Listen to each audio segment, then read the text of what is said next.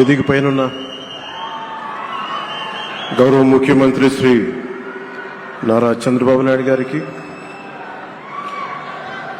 Bofors కుంభకోణాన్ని బయటికి తీసుకొచ్చిన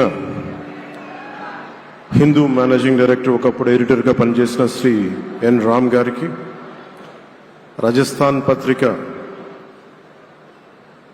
chief editor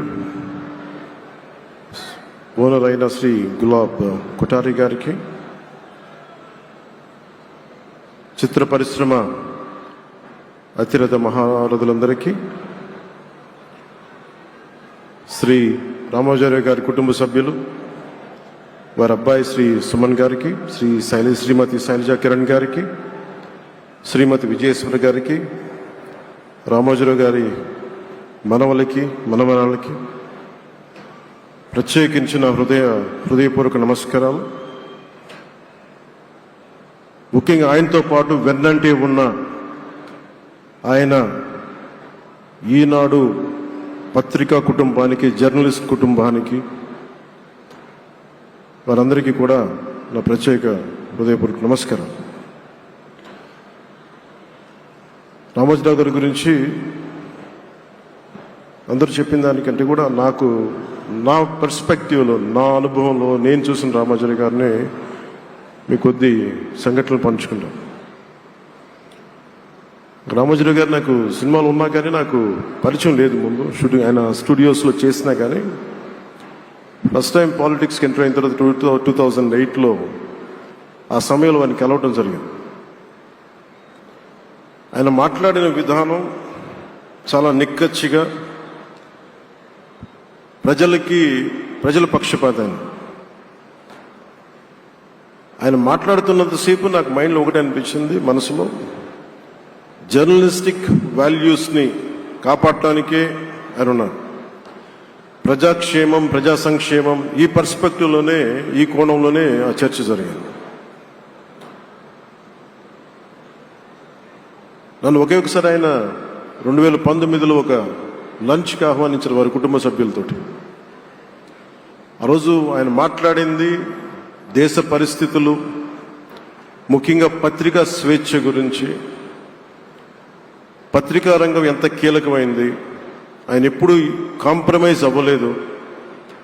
ఒక విషయం చెప్పాలి అంటే అది తనకి తెలిసిన వారు అవ్వచ్చు, తన సన్నిహితులు అవ్వచ్చు, స్నేహితులు అవ్వచ్చు, కుటుంబ సభ్యులు అవ్వచ్చు, జనం కోసం వచ్చేటప్పటికి నిష్పక్షపాతంగా, చాలా నిర్దాక్షిణ్యంగా ఉంటుంది ఆయన ఆలోచన పరిధి. అదే ఆయన ఈనాడు పేపర్లో రిఫ్లెక్ట్ అవుతుంది. నేను చాలాసార్లు అనుకునేవాడిని, ఒక వ్యక్తికి ఇంత, ఆయన ఆ రోజు లంచ్ తర్వాత కూర్చున్నప్పుడు ఆయన మాట్లాడుతుంటే ఆయన వేదనని నేను చూశాను. ఆయన నలిగిపోతున్నారు. నిజంగా పత్రికా స్వేచ్ఛ ఎంత అవసరం దేశానికి, ప్రజాస్వామ్యానికి ఎంత కీలకమైంది, అది ఆయన చెప్తుంటే ఆయన ఆవేదన నాకు అర్థమైంది. అలాంటి వ్యక్తి మీద ఎన్ని రకాల ఇబ్బందులు పెట్టారో మనందరికీ తెలుసు. ఒక పేపర్ ఒక్కటే నడపటం చాలా అది కష్టసాధ్యమైంది. కానీ దాంతోపాటు ఆయనకి నష్టపోవడానికి, జనరల్గా అలాంటి విలువలు, కమిట్మెంట్ ఉన్నవాళ్ళు మిగతా వ్యాపారాలు అంటే ఆయన్ని అన్ని రకాలుగా దాడులు చేయడానికి చాలా తేలిక. అలాంటి దాడుల్ని తట్టుకుంటూ యాజ్ ఎ జర్నలిస్ట్ ఆయన అన్కాంప్రమైజింగ్ యాటిట్యూడ్, అన్కాంప్రమైజింగ్ వాలర్, అవన్నీ ఆయన్ని నాకు చూస్తే చాలా చాలా ఆనందం వేస్తుంది. ఆయన ఒకటే చెప్పారు నాకు, your upcoming political leader, I wish you all the best. నీ జీవితంలో నువ్వు కాంప్రమైజ్ అవ్వకు, what ever you believe in, నువ్వు ఏదైతే నమ్ముతావో దాన్ని త్రికరణ శుద్ధిగా చేయని చెప్పి ఆయన చెప్పింది నేను ఈ రోజుకి మర్చిపోలేను. అలాంటి మహానుభావుడు సంస్మరణ సభకి నేను ఈరోజు ఇక్కడికి రావటం, ఆంధ్రప్రదేశ్ ప్రభుత్వం భాగంగా నాకు నిజంగా చాలా ఆనందంగా ఉంది. రైట్ టు ఇన్ఫర్మేషన్ యాక్ట్ దారిలో చూస్తూ ఉంటే ఇందాక ఎగ్జిబిషన్లో 2008 రైట్ టు ఇన్ఫర్మేషన్ యాక్ట్లో అంటే ప్రజలకు ప్రతిదీ తెలియాలి, ప్రభుత్వంలో ఏం జరుగుతుంది, ప్రభుత్వం ఏం తీరుతలు ఎలా ఉంది అనేది. దానికోసం ఆయన అందరినీ కలిపి ఆంధ్రప్రదేశ్లో, ప్రత్యేకించి ఉమ్మడి ఆంధ్రప్రదేశ్లో ఆయన ఒక ఉద్యమకర్తగా కూడా వ్యవహరించారు. ఒక ఆర్టీఐ లాంటి థాట్ ప్రాసెస్ ఉండాలి అంటే ఒకటే ఉంటుంది, ఇది ఏమి జరిగినా ప్రజలకి తెలియాలి.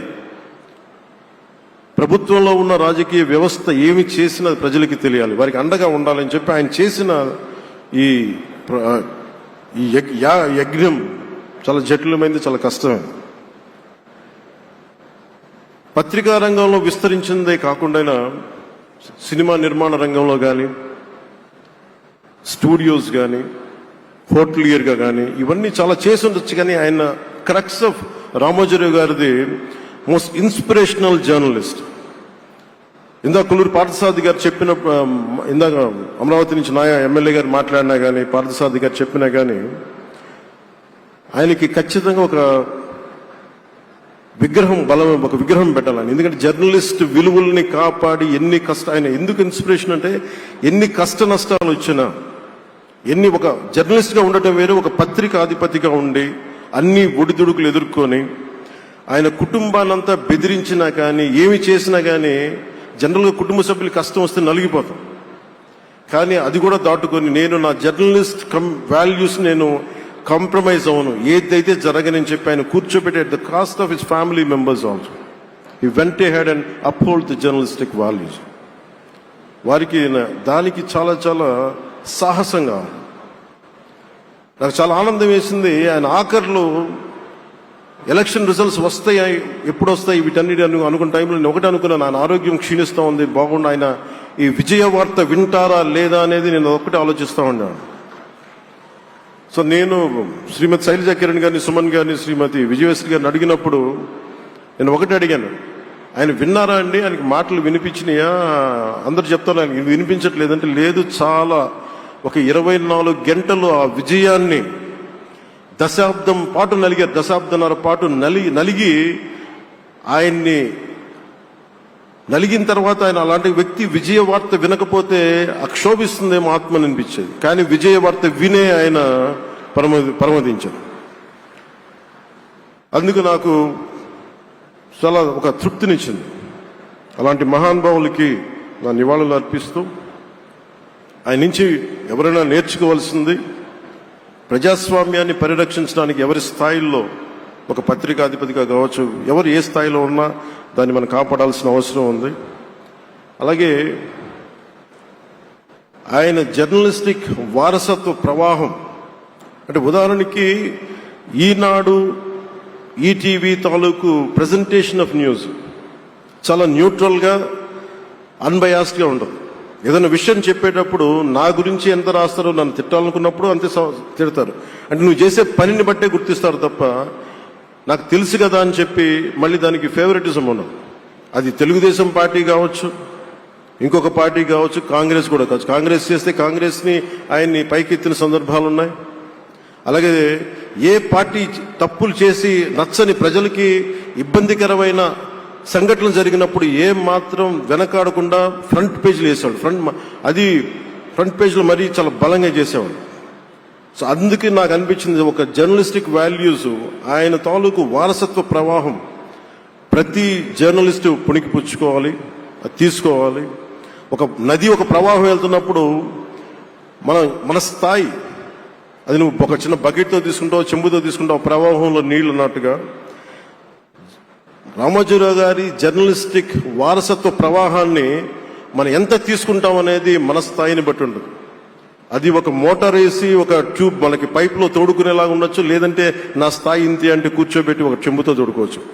అలాంటి అపరిమితమైన ప్రవాహం, ఆగని ప్రవాహం, ఉధృతమైన రామోజీరావు గారి జర్నలిస్ట్ వారసత్వ ప్రవాహం ఈ రాష్ట్ర ప్రజలందరూ కూడా, తెలుగు ప్రజలందరూ కూడా దాని నుంచి మనకి ఒక స్ఫూర్తిని తీసుకోవాలని మనస్ఫూర్తిగా కోరుకుంటూ, నాకు అవకాశాన్ని ఇచ్చిన నా సహచర మంత్రివర్యులందరికీ, ఇక్కడికి వచ్చిన ప్రత్యేక ఆహ్వానితులుగా వచ్చిన జర్నలిస్ట్ పెద్దలందరికీ, పత్రికా ప్రతినిధులందరికీ, ఇక్కడికి వచ్చిన అతిథులందరికీ, విశిష్ట అతిథులందరికీ ప్రత్యేకమైన ధన్యవాదాలు తెలియజేసుకుంటూ, కృతజ్ఞతలు తెలియజేసుకుంటూ సెలవు తీసుకున్నాను. జై హింద్.